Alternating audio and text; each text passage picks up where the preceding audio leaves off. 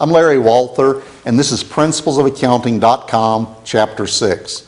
In this module, we'll look at cash management and controls for receipts and disbursements. Thinking first about cash management, recognize that organizations must ensure that sufficient cash is always available to meet obligations as they come due. And second of all, that any available or excess or idle cash is appropriately invested to generate the best possible returns to the organization.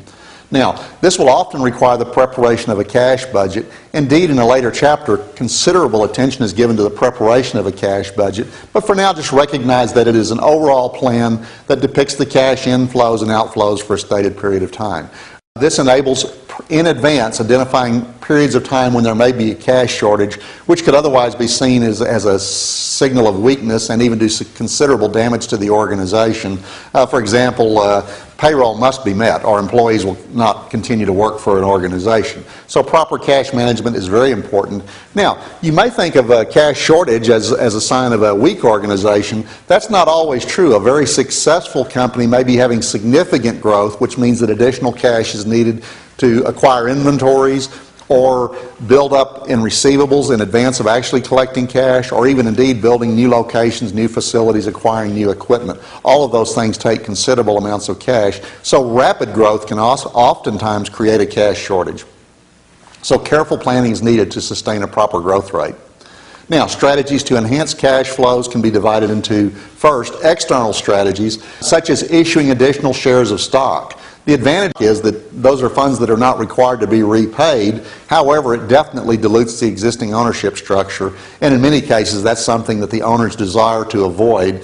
And so that gives rise to consideration of borrowing funds that do not entail shareholder dilution, but those funds must be repaid along with interest charges on the funds. Some businesses will maintain a standing line of credit. A standing line of credit is an agreement with a bank or other capable lender that says we have available to us upon our call or demand access to borrow funds.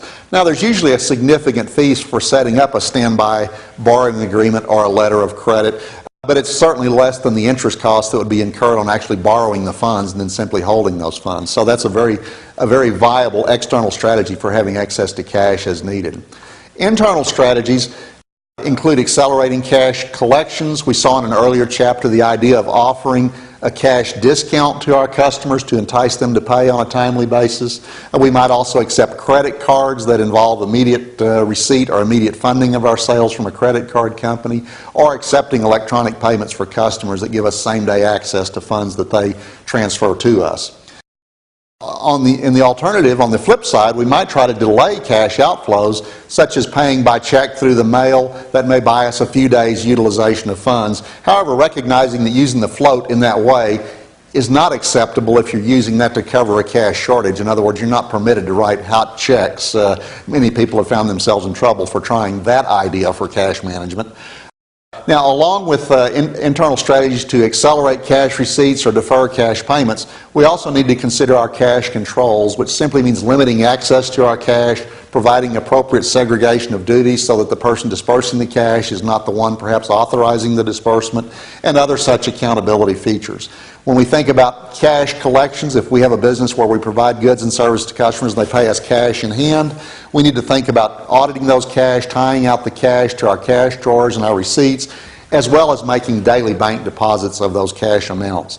The same is true on receipts of checks, that is, sales on credits where we later collect a check from a customer. Those checks should be timely recorded in the accounting records. Periodically, the actual deposit should be compared to the bank deposit slip. So we need an enhanced control structure over those types of items that's often evidenced through a bank reconciliation that we look at in the next module.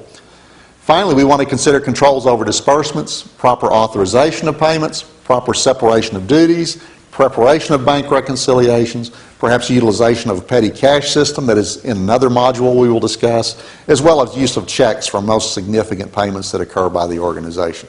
So there are a number of strategies that we can entertain to control cash, manage cash, plan our cash activities, make sure that that asset remains a solid, vibrant part of our organization.